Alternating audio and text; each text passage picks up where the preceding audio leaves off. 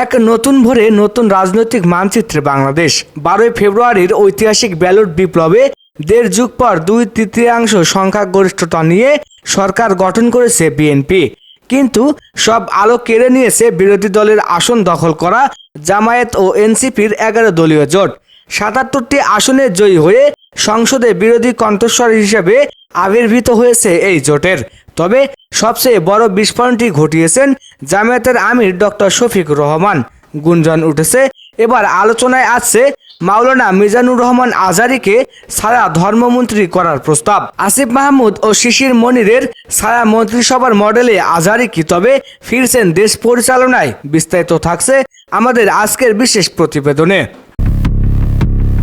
দর্শক, 12 ফেব্রুয়ারি 2026 বাংলাদেশের মানুষ সাক্ষী এলো এক রুদ্ধশ্বাস নির্বাচনের। ফলাফলে দেখা গেছে এককভাবে 2/3 বেশি আসন পেয়ে ক্ষমতায় ফিরেছে বিএনপি। তবে চমক দেখিয়েছে জামায়াত, এনসিপি এবং অন্যান্য সমমনা দলগুলোর গড়া 11 দলীয় নির্বাচনী জোট। তারা 77টি আসনে জয়ী হয়ে সংসদে প্রধান বিরোধী শক্তির আসন নিশ্চিত করেছে।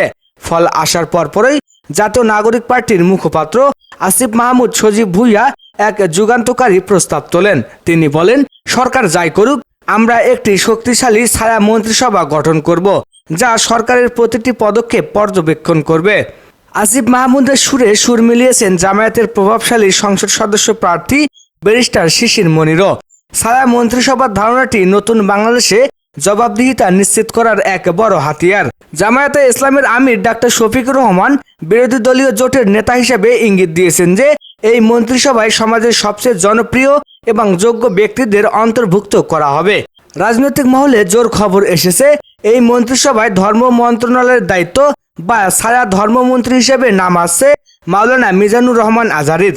ডাক্তার শফিকুর রহমান এক আনুষ্ঠানিক আলোচনায় বলেছেন, ধর্মীয় মূল্যবোধ রক্ষা এবং ইনসাফ কায়েমের লড়াইয়ে আজহারীর মতো মেধাবী ও শিক্ষিত স্কলারদের নীতি নির্ধারণী পর্যায়ে প্রয়োজন। যদিও আজহারী সরাসরি নির্বাচনে অংশ নেননি, তবে ছায়া মন্ত্রিসভার উপদেষ্টা বা বিশেষজ্ঞ হিসেবে তার এই মনোনয়ন বাংলাদেশের তরুণ সমাজ ও প্রভাবশালীদের মধ্যে ব্যাপক উদ্দীপনা তৈরি করেছে।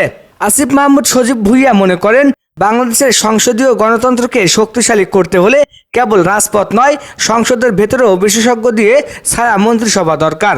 শিশির মনির জানিয়েছেন, এই 11 দলীয় জোট কেবল বিরোধিতার খাতিরে বিরোধিতা করবে না, বরং প্রতিটি মন্ত্রণালয়ের জন্য বিকল্প প্রস্তাবনা তৈরি করবে।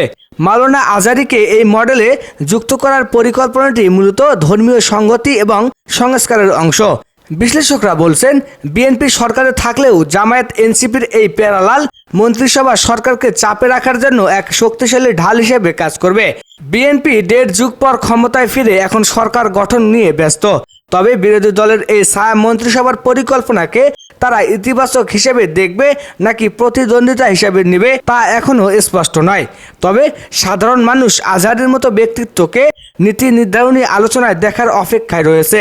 তো দর্শক, মাওলানা মিজানুর রহমান আজহারী কি সত্যি ছায়া ধর্মমন্ত্রী হিসেবে সংসদীয় বিতর্কে প্রভাব ফেলবেন? বিএনপি ও 11 দলীয় জোটের এই সংসদীয় ভারসাম্য কি বাংলাদেশের জন্য কল্যাণ বয়ে আনবে? আপনার কি মনে হয়, আজহারীর মতো স্কলারদের কি ছায়া মন্ত্রিসভায় থাকা উচিত?